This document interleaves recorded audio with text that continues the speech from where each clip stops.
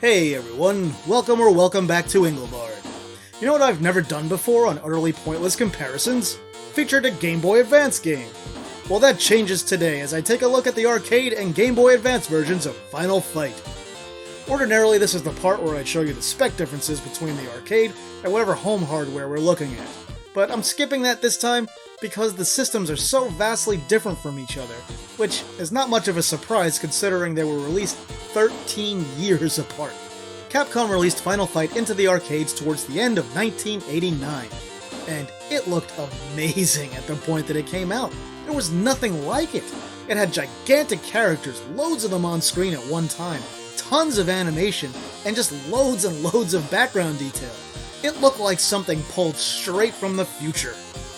Speaking of the future, in 2001, Capcom released Final Fight 1 for the Game Boy Advance, just a few months after the launch of that system. Final Fight 1 for the Game Boy Advance, unfortunately, was an upport of the Super Nintendo versions of Final Fight and Final Fight Guide. This means essentially that they took all the graphical assets from those games and just slapped them into the Game Boy Advance without resizing them to account for the different resolution of the Game Boy Advance's screen, which was much lower than the Super Nintendo. What this means in practical terms is we ended up with characters that were proportionally way too large on screen, play areas that were comparatively small, and the characters also had lackluster animation compared to the arcade original.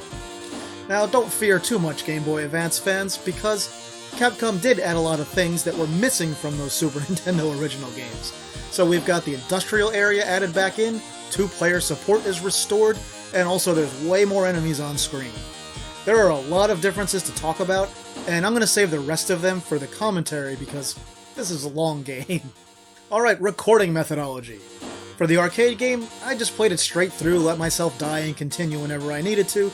I wasn't too worried about delivering a good performance. For the Game Boy Advance version, I did use save states in the emulator because in that one, if you lose all your lives on a level and have to continue, when you continue, you'll go back to the beginning of the level. Why would you do that, Capcom? I mean, this was a portable game. That's about the least friendly thing you could have done. Anyway, as I said before, this is a pretty long playthrough, so go grab a snack, grab something to drink, sit back and just chill. Don't chill like that. What do you think I am, Netflix? On to the games. Straight up, you can see the interface is a lot different between the two games. For the opening sequence, the GBA only has 3 oil drums instead of 6 and is missing some enemies. We can see the lower resolution and different aspect ratio of the GBA screen at work here too. That, and the fact that the animation is severely cut down compared to the arcade original, since it just mostly reuses the SNES assets. The colors are kind of blown out on the GBA. If you weren't aware, the original version of the Game Boy Advance had no backlight. You had to expose the screen to direct light in order to see the thing. Because of that, devs tended to make their games way brighter than normal, which you could see in several ports back in the early days. Also, here's something the censors have missed in every major port of the game. Look at the doors. Some good-natured fellow named Richard has apparently spray-painted his nickname on all of the doors in the area. What a cut-up. Also, take a look at the staircase and the railings. They're totally different between the two games. I'll note here that while the GBA port of the game is plenty fast, it also feels like there's noticeable input delay, including on real hardware. And this was something I noticed on real hardware back in the day when the game was new, and I was annoyed by it back then too. Good to see it's still annoying 20 years later. For this section, there's something missing from the GBA port. The lights don't flicker and the background color doesn't change like it does in the arcade original. Bummer. Also, there's just a lot more detail in the arcade background. Allow me the honor of making your ears bleed now with some of the GBA version's music. Man, it can be terrible. Hard to believe Capcom was okay putting this game out when this is the soundtrack. One technique you'll see me use a lot in this game is what I just call, I guess, a punch combo throw. I punch 3 times and then throw without having to get close and grab the enemies. How do I accomplish this witchcraft? It's easy. Just hold a direction, preferably up or down, while punching and it'll just happen on its own. As we emerge from that room, take a look at the steps and the railing again. Different once more. The arcade had sort of an ornate, distinct railing, while the GBA port just has a bland cement wall. So GBA Final Fight 1 still has fewer enemies on screen than the original arcade Final Fight, but this was probably not done because of any hardware limitations. More likely it's just because of how cramped the screen is, since the characters are so large. Here's our first boss, Damned. And they added super annoying cutscenes that totally break the flow of the game on GBA before every boss fight. Swell. I skipped them as quickly as possible. Now, in the sanitized SNES release, this boss had been renamed to Thrasher. It's nice to see that they restored his name in the GBA port.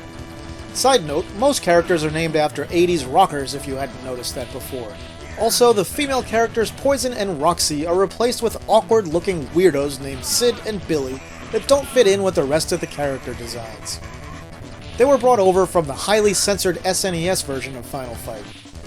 And yeah, before you start, I know the girls are trans now, but they weren't when the game originally released.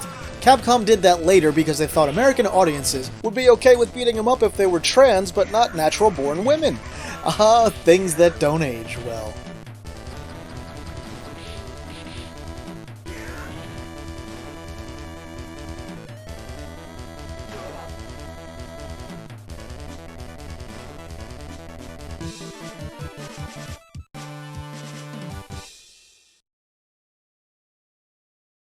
Alright, the subway.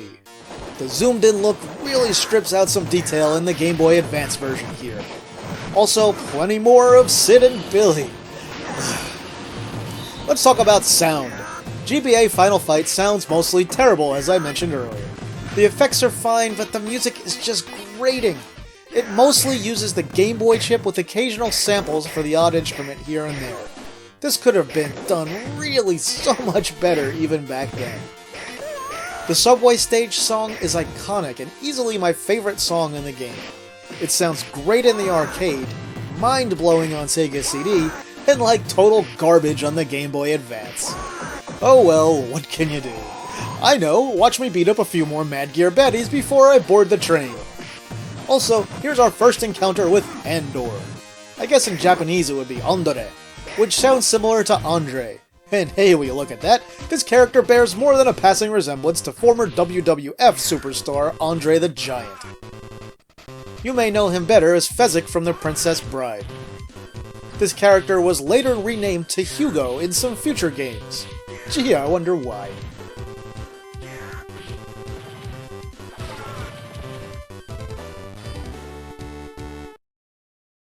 Here we are on the train. In the arcade Final Fight, we get these lovely, well-animated hooks that dangle from the top of the train.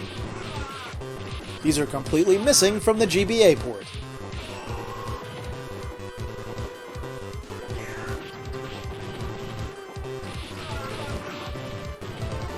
Aside from the areas of the screen that are cut off from the zoomed-in view on the GBA, this otherwise looks pretty similar between the two versions.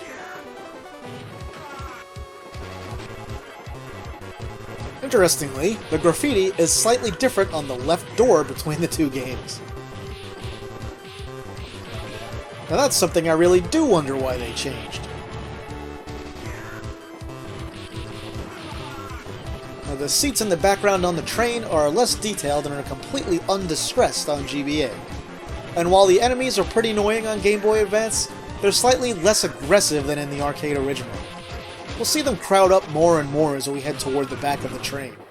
I will say that the Game Boy Advance handles this all like a champ without even a hint of any slowdown or flicker, even though it doesn't have quite as much on screen as the original arcade game. It's too bad the developers took the shortcut of up-porting the GBA game from the SNES. I mean, imagine how this game could have looked and sounded if it was made as a true port to the GBA from scratch. The characters could have been the right size proportionally, we could have had a few more on screen, the animation could have been improved, the color could have been a little nicer, and we could have had some more detail added back in.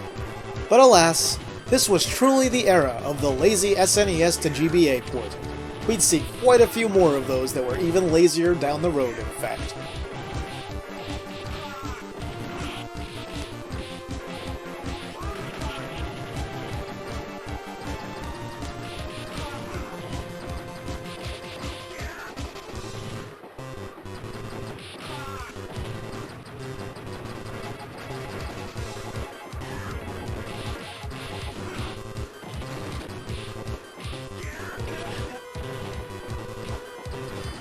Did you know that the Mad Gear Gang was named after a futuristic overhead Capcom driving game?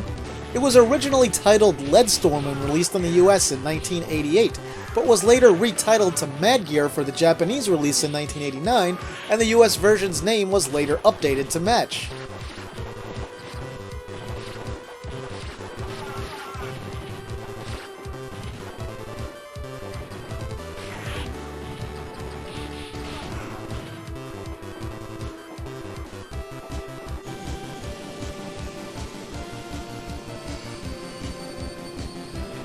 Here's our final little section before we enter the boss area for the level. The GBA port has an oil drum at the beginning for some reason. And the pipes in the background on the GBA version still leak, but they leak less. We see fewer drips.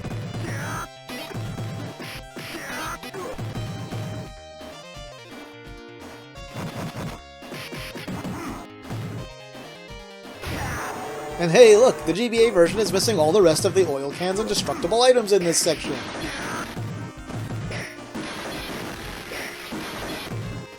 Something you might find interesting, if you're not too familiar with Final Fight or playing as Cody, is that Cody is the only character that can stab with the knife. Everyone else just immediately throws it.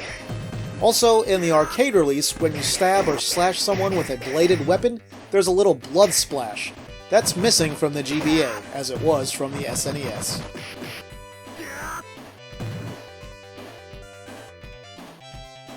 Boss time!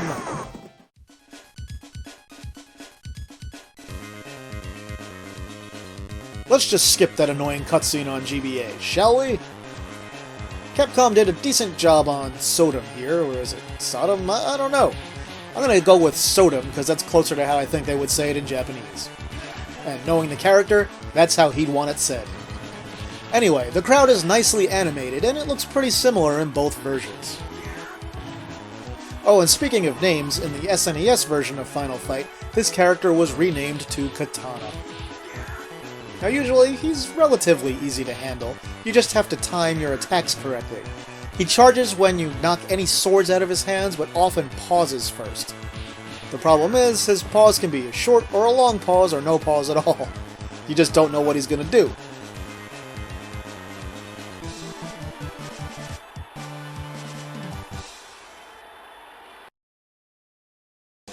Here's our first bonus round.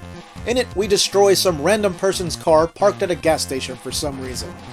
Remind me who the villain of this game is again? Is it me? Anyway, we'll break this thing up a little and then we'll see our next little bit of censorship. Watch on GBA here. When the guy shows up and sees what you did, he says, "Oh, my car," which is a line taken from the SNES version, even though the sample here is different from that game. They actually re-recorded it.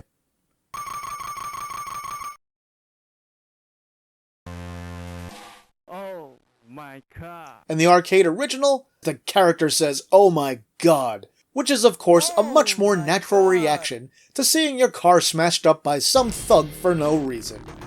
We begin level 3 by facing a pretty large mob of mostly standard enemies. You'll notice the garbage cans and sign are missing from the Game Boy Advance version. This is going to be a recurring theme from this point on.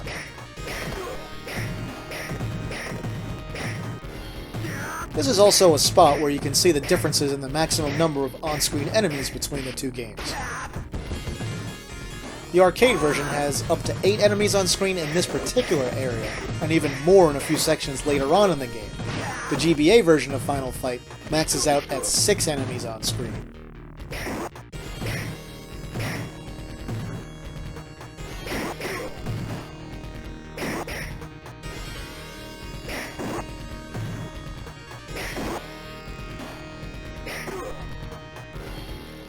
Okay, the bar here is pretty interesting. In the original SNES release of Final Fight, this bar was pretty empty. It had a total of 3 people, all of whom were in the foreground. Capcom added the people in the background back into its semi-redo Final Fight guide. That game fixed and added a few minor things to the SNES original, but was still censored, still missing the 2-player mode, and still missing the industrial area.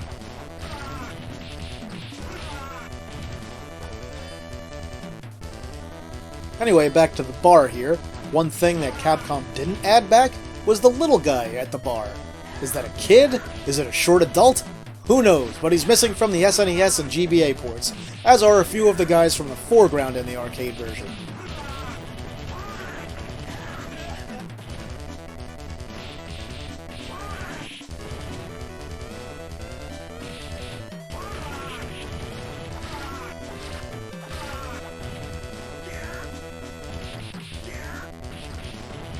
Oh yeah, Andor, grab my face and take me away.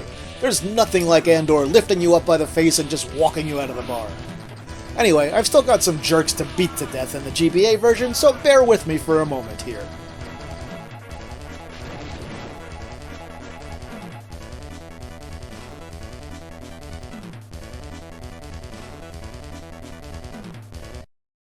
And now, the Andor Ring. In Arcade Final Fight, there's a crowd behind the fence that animates as you take on a few of the definitely not Andre the Giants.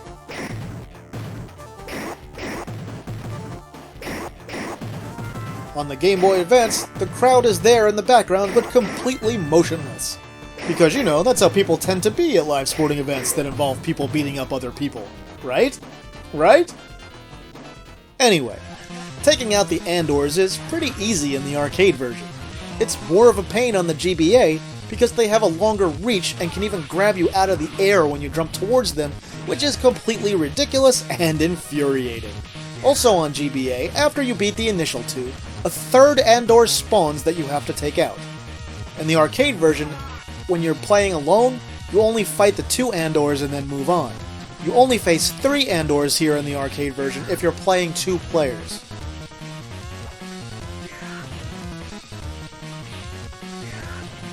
Another interesting note is that while the GBA does have that hard limit of 6 enemies on screen that I talked about earlier, you'll never see more than 2 Andors on screen at once.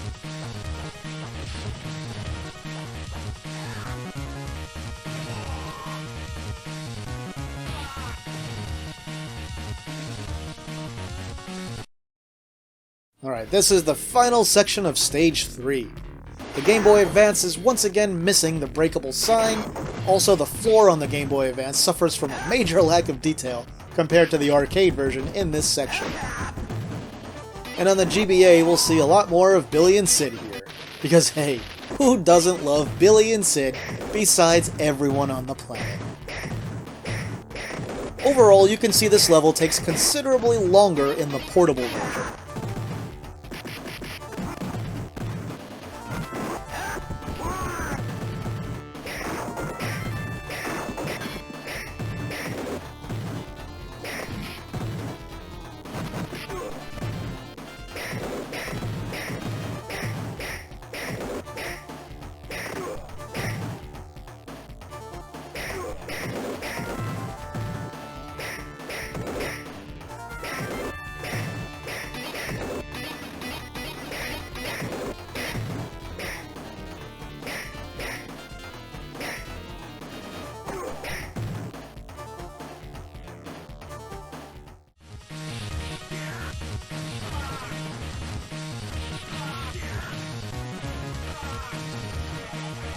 And now we approach the boss, Eddie E. He sucks. And he looks like Brutus or Bluto from Popeye in his GBA portrait for some reason. Oh, and for a health boost, you can pick up and swallow the gum he was just chewing and spit out right in front of you. Nothing teaches you sanitary eating habits like a good game of Final Fight, am I right? Also, the crowd is animated in the arcade game again, while it is not on the GBA version. The GBA version is also missing a few of the onlookers from the crowd.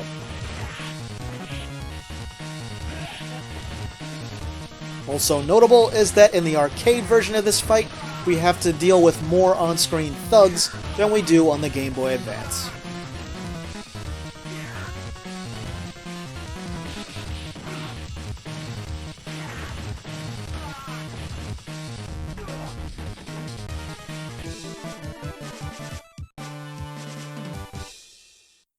Alright, we're about halfway through, at least counting by the levels.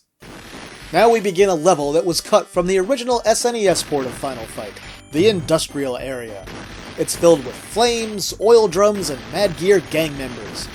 The background is much less colorful on Game Boy Advance, and you might want to grab a pair of Eclipse glasses, for its palette in this level is roughly as bright as the sun. Arcade Final Fight plays this awesome song with pipe organs, grungy FM distortion guitars, and what I assume are some weird type of FM strings. Anyway, it's a cool song. The Game Boy Advance version just replays the Stage 1-1 music here, because Capcom didn't want you to have nice things on the go.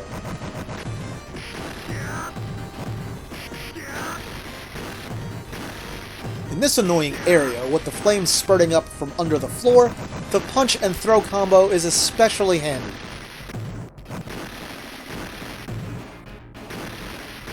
Now, one major difference you'll see between the two games here is that the enemies walk into the fire and get damaged way more often in the arcade original. Most of the time in the Game Boy Advance version, they just walk right through the flames like they're not even there.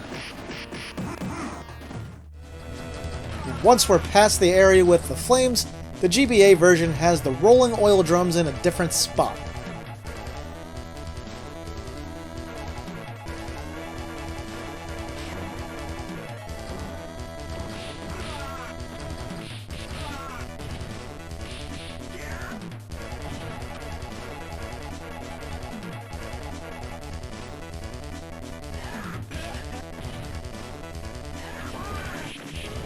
As we polish up this final section of the first scene, it's pretty similar between the two versions.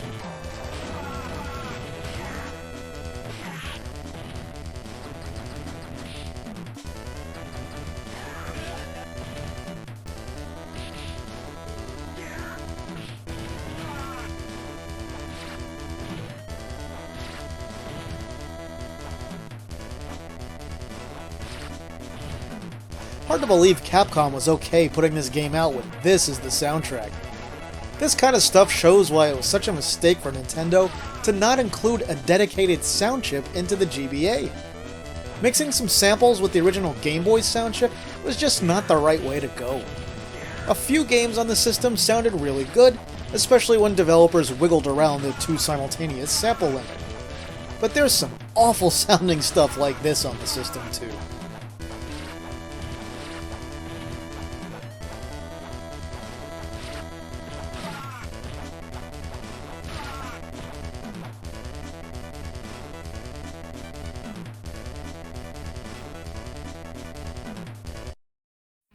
Elevator time! Because what beat 'em up from the late 80s or early 90s doesn't have an elevator scene? I think it must have been a law or something. In the background here on the ladder, we can see the next boss, Rolento, climbing the ladder and occasionally tossing grenades at us, because he's a big jerk.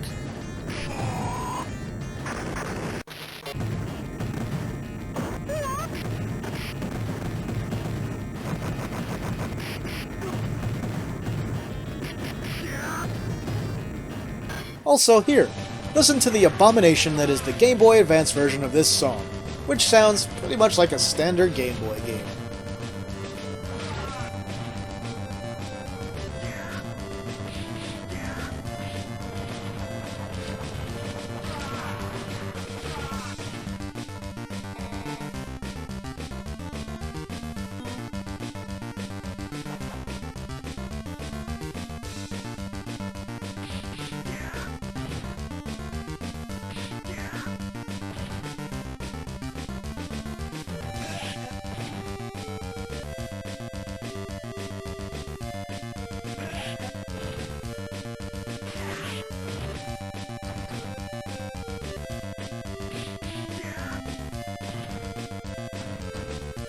Rolento, aside from his aforementioned jerkiness status, is missing his fancy shadows when he dashes around on GBA. Man, Nick Rocks must have been pissed! Bonus points if you understand that reference. Let me know in the comments. Don't look it up. Yeah, I know you're gonna look it up.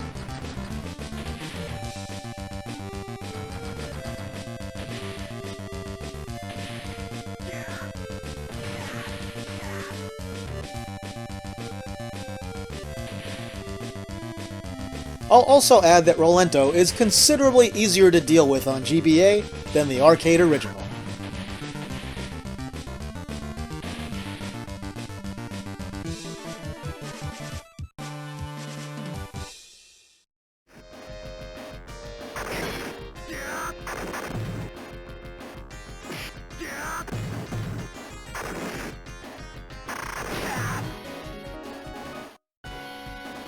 Point of order, literally. In the arcade, bonus round 2 takes place before stage 5. On the GBA, it takes place before stage 6. I moved the arcade bonus round until after this stage to sync the two games up. Why is it like that? Likely, again, because it was ported from the SNES version of Final Fight, which has the bonus round before the final stage, because that game was missing stage 4. Now, Game Boy Advance Final Fight 1 is missing the foreground fencing present in the arcade version. Also, there's someone probably named Liaski who really loves to tag the benches here. Whatever floats your boat. This very long stage starts out with some really cool music, at least in the arcade game. We have the same song on GBA, it just sounds bad. Also, from here on out, you'll start to really notice the enemies attacking in larger groups in the arcade game.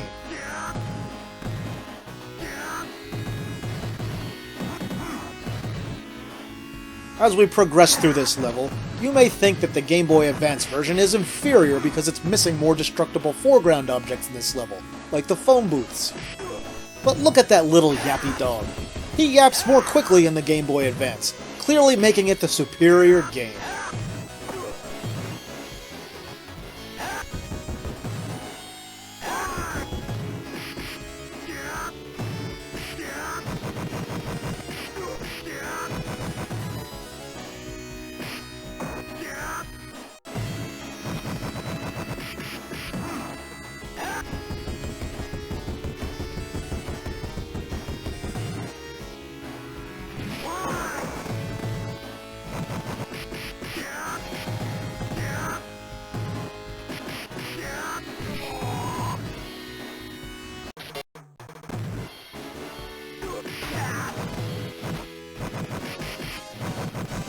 Now here's a great example of all the extra collectibles in the arcade game. We have a much larger variety of food and point items in the original arcade release. On GBA, we're missing a whole host of collectible items. But on the flip side, it does also add a few new ones that it borrows from Final Fight Guy on SNES, like invincibility and an extra life.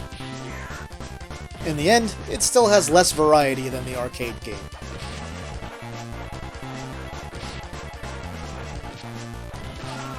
Man, the guitar sounds super weird in this stage on GBA and this song. Something else we just begin to see here, and we'll see a lot more of as we progress through this level and the next one, is that none of the enemies kick oil drums over on GBA like they do in the arcade game.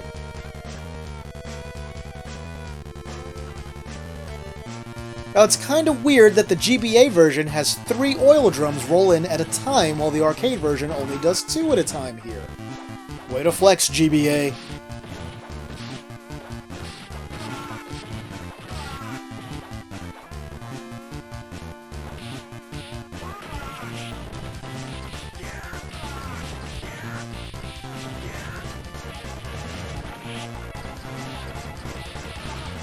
Now we're headed to an area that was originally filled with poisons and Roxys in the arcade game, which is of course now filled with Billies and Sids on Game Boy Advance. And what's up with Mad Gear? They must employ a decent mad scientist to produce this many clones of like the 6 or 7 members of their gang. Also, why don't they just make this many clones of the bosses? They just won't ever learn, will they? Do better, evil guys. Do better.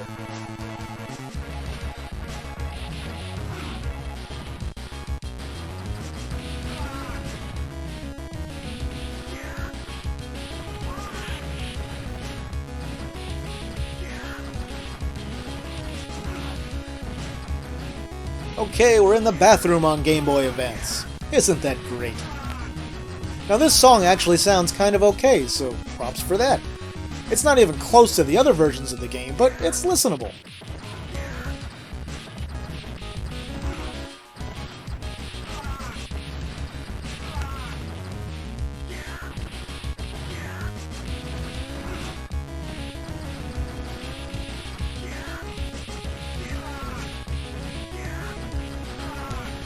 Let's hear how the arcade version of the same song sounds.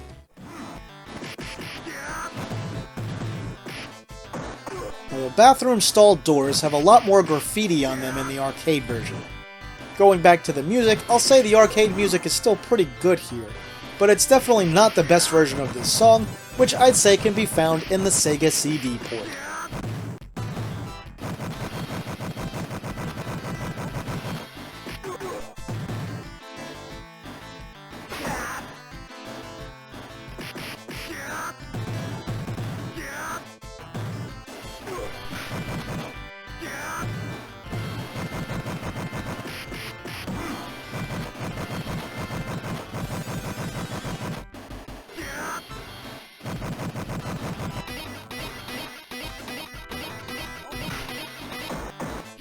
Okay, home stretch. Just one more section to make it through before we reach the boss. It's still gonna be a little bit of a slog, though.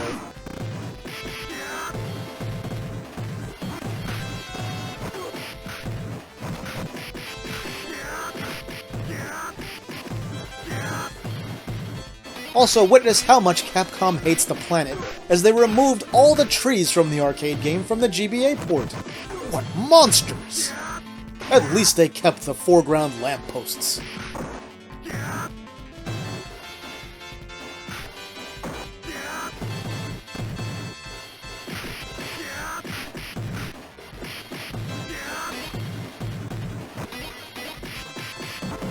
There are way more guys tossing Molotov cocktails in the arcade version than there are in the Game Boy Advance port.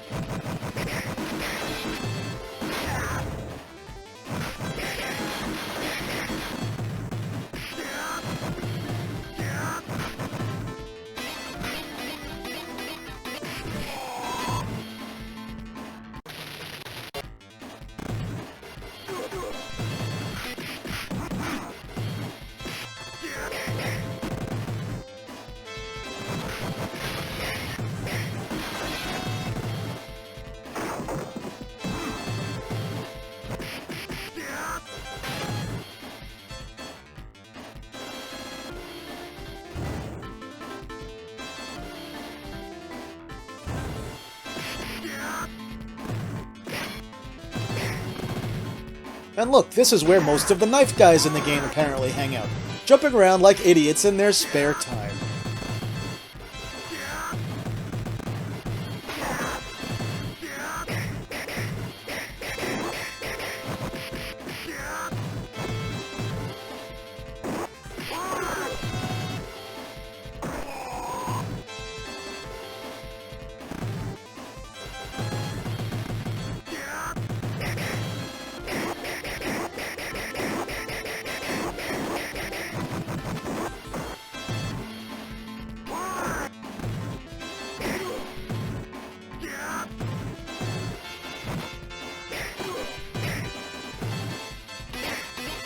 We can see our old friend Leoski has been busy up this way too.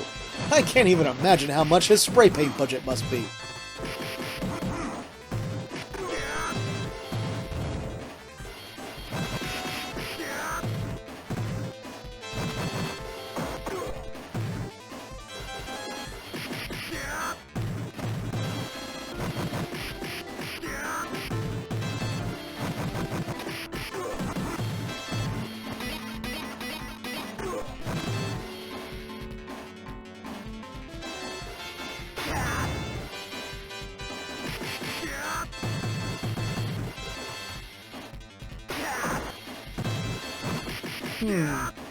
Why does it look like the Statue of Liberty in the arcade version is really a guy taking a leak directly into the sun? Doesn't look like that on Game Boy Advance.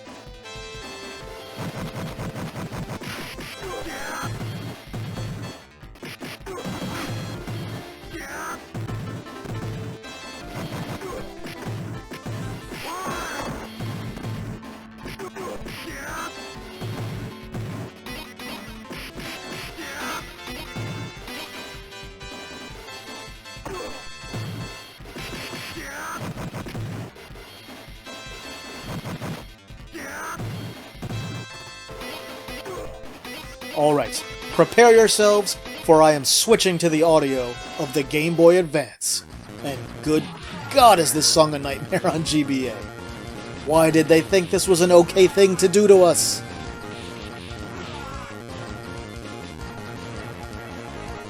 Finally, the boss of this stage, Abigail. Apparently, he's angry because he has a girl's name, I guess? For some reason, on Game Boy Advance, he can grab you from a shocking distance away, making him more annoying than he should be. He also grabs you out of the air like the Andors in that version.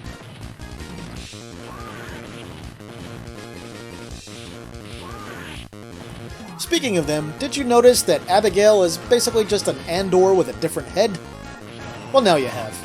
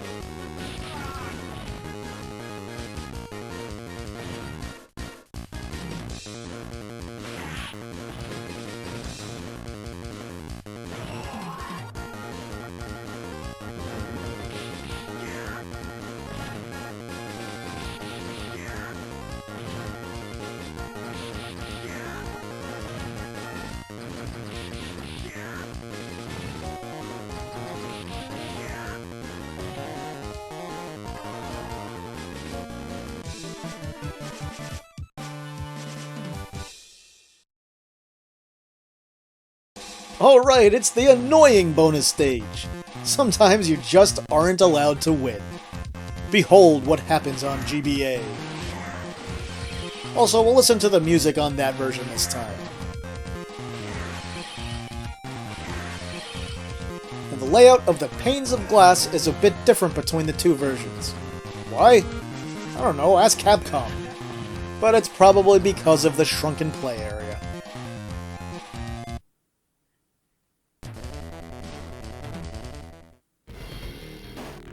Wow, that last level was pretty long, huh? Glad that's over with. Huh? What do you mean this stage is even longer? Gah. Marvel as Capcom reuses the floor tiles from level 1-1. Thrill as the GBA version is missing all the signs from the background of the arcade game. Be dazzled by the lack of guys kicking the oil drums over on Game Boy Advance. Be astounded by the portable game's lower level of detail. Yeah, not a lot to say here. You fight a bunch of enemies that you've fought a few hundred times before by now. Then you go into the mansion, where I do have a semi-interesting point to make. Hooray!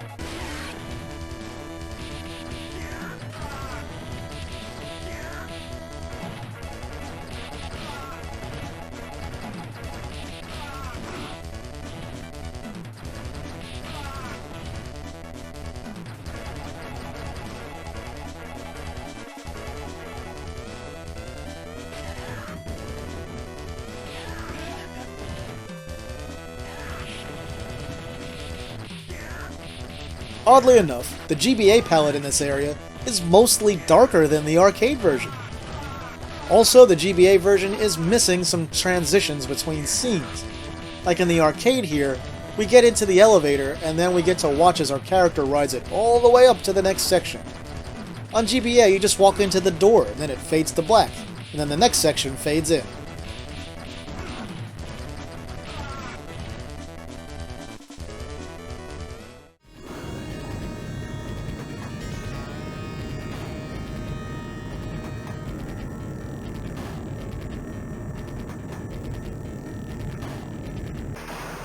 Alright guys, just a few more sections to make it through. Now this area is tough because you have to fight a ton of enemies in a very confined vertical space.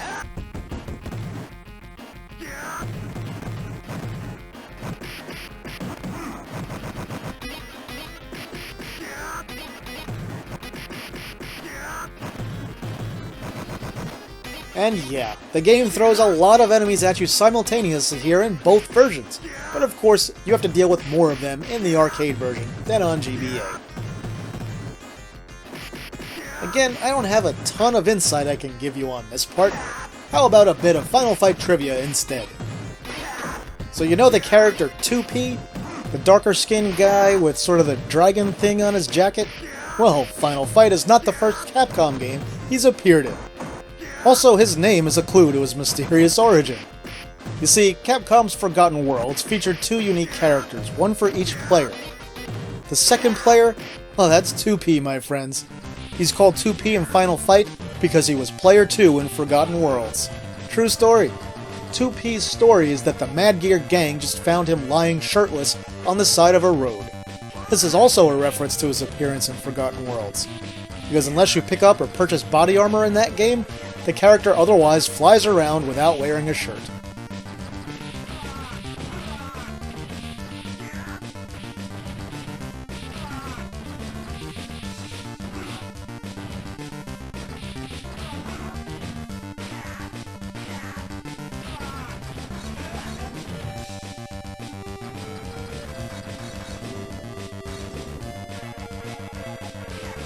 The more you know, am I right?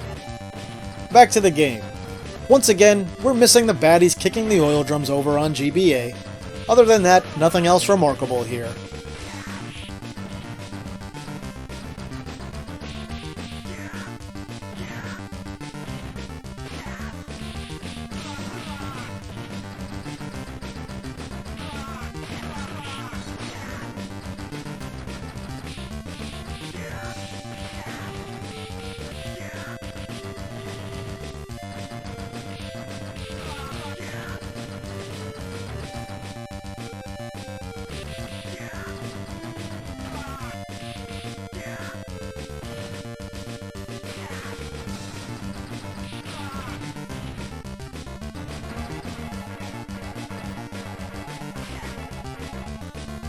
We're getting there.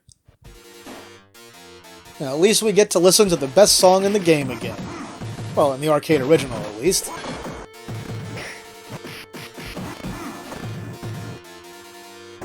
Let's talk about the falling chandeliers. They're super easy to avoid in the Game Boy Advance version of the game. You can just walk right on past them and they'll miss you. In the arcade game, you pretty much have to start them falling and then either step or jump backwards. Also, they made some odd choices for the wallpaper and details in the background on GBA Final Fight 1. As per usual, the background is a lot less detailed on the Game Boy Advance, with chunky pixelated lines, especially in the sections where you can see a perpendicular hallway.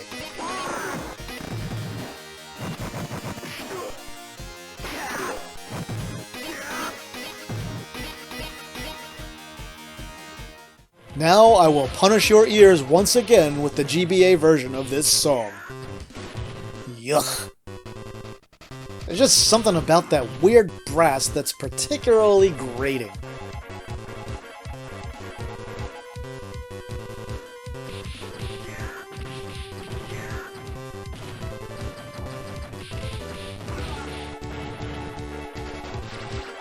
Anyway, this section is missing the roof and back wall on GBA. The horror.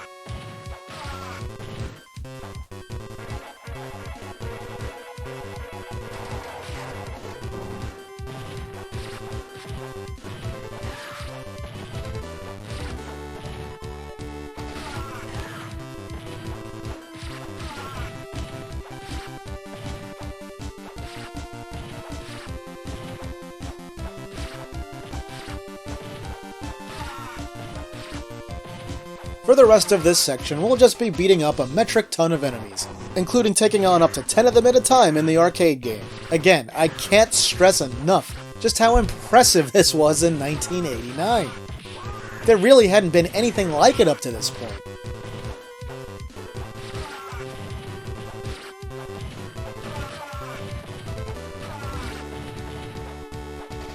And just how big is this mansion?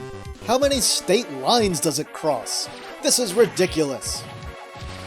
And if our main bad guy is so rich that he can afford a mansion like this thing, why does he even need to mess with Mike Hager's daughter Jessica? Can't he already just do whatever he wants with all his vast fortune? Oh well, best not to ask questions, I guess.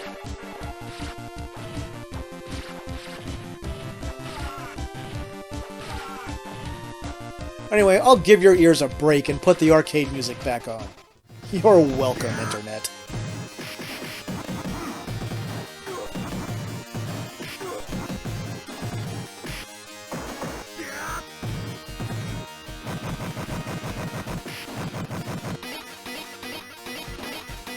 Oh, there's the door on GBA.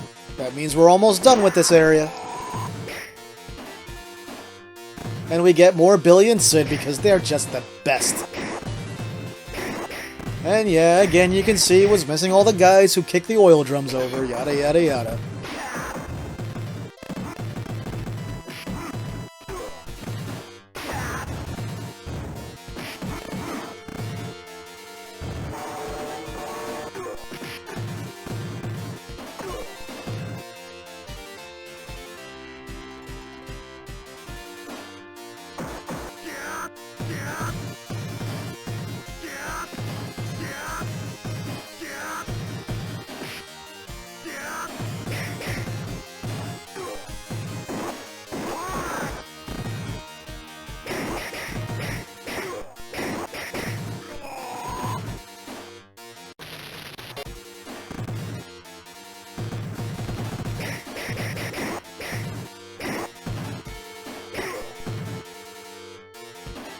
This is it!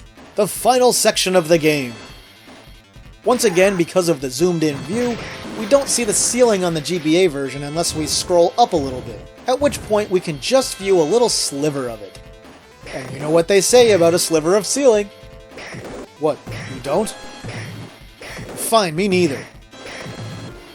Oh yeah, I also hope you like the tops of buildings in your backgrounds, GBA fans, because that's all you're gonna see in that one.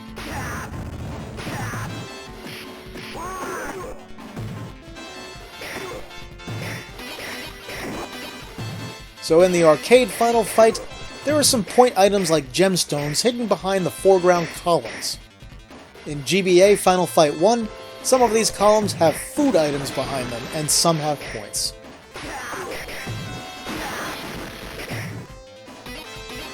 An arcade final fight really pours on tons and tons of enemies in this section. The Game Boy Advance throws a lot at you here too, just not quite as much. We've got another minute to kill here, so I'll let you know that Final Fight was ported to most Western home computers in the early 90s. And every Western computer version is complete garbage. The Amiga version has weird colors, screwed up enemy placements, no in-game music, a low frame rate, and bad controls. People defend the Amiga version as if it were actually good, but it's a hilariously bad mess. The Atari ST version is worse in every way than the Amiga version, except for the fact that it's got in-game music, even if it's terrible and made up and not ported from the arcade version.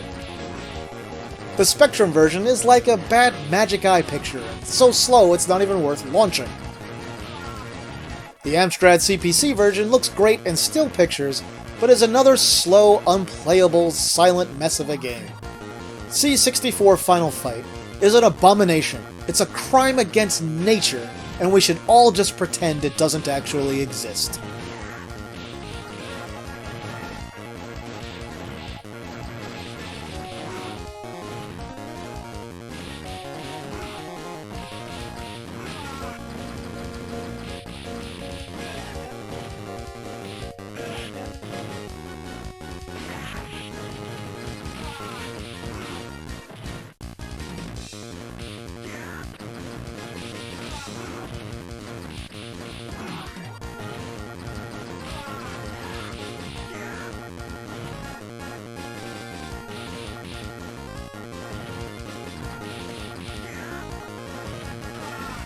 Alright, enough of that. It's time to take on the final boss, Belger. If you use the punch-throw combo I've been talking about throughout this video, he's pretty easy to take down. You get accosted by random baddies a little more often in the arcade game than you do in the GBA game.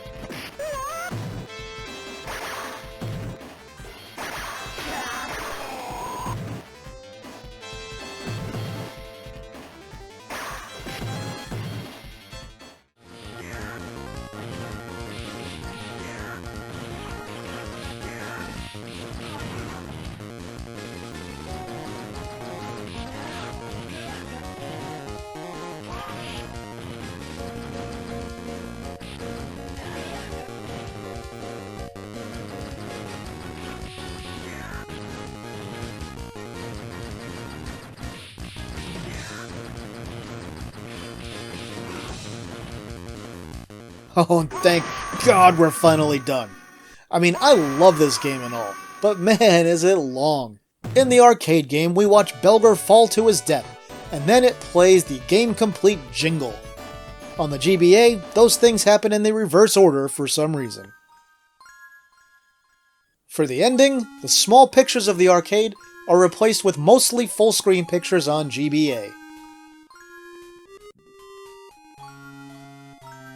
Which, with the lower resolution of the GBA, the pictures really aren't technically that much larger than the arcade originals.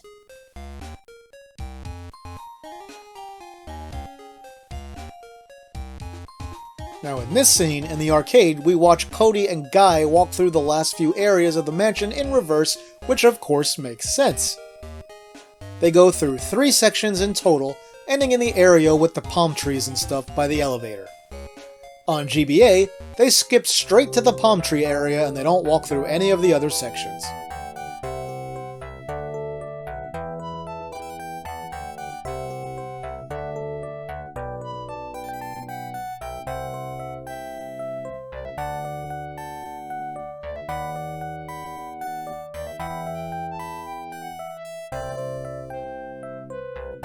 And here's Guy cold-cocking Cody a few times and then running away.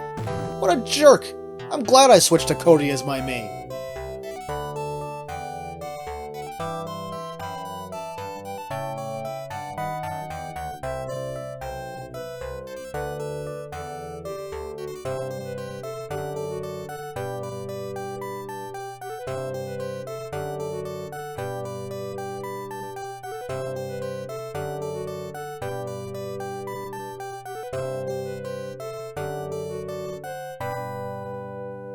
Oh, what's this? The credit screen is fancier on Game Boy Advance, so clearly it's the best version of the game after all. Or not. I'll go with not.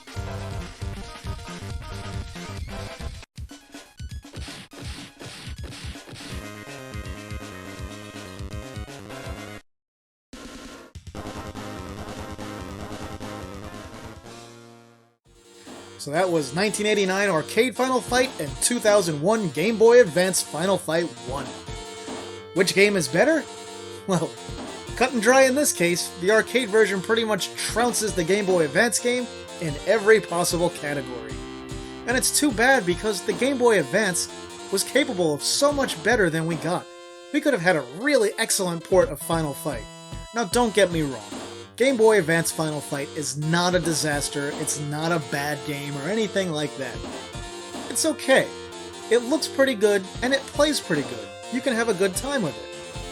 For me, personally, the music quality kind of kills it, and I don't really have much reason to ever go back and play this one. It's just too bad that Capcom didn't feel like delivering something that made better use of the Game Boy Advance's hardware. So I will return to Final Fight in the future and look at another version of it. Which one? Huh, I'm not gonna tell you. I'll just say that it's on some sort of CD system from some company called Sega. I don't remember what the name of the system is. that'll do it for this video, my retro gaming friends. If you enjoyed the video, please toss it a like and share it somewhere. If you haven't yet, subscribe, hit that notification bell. Also, if you want to donate to the channel now and improve conditions around here, well, you can now do that at Patreon and Ko-fi. With that, I'll say thanks for watching, and see me later.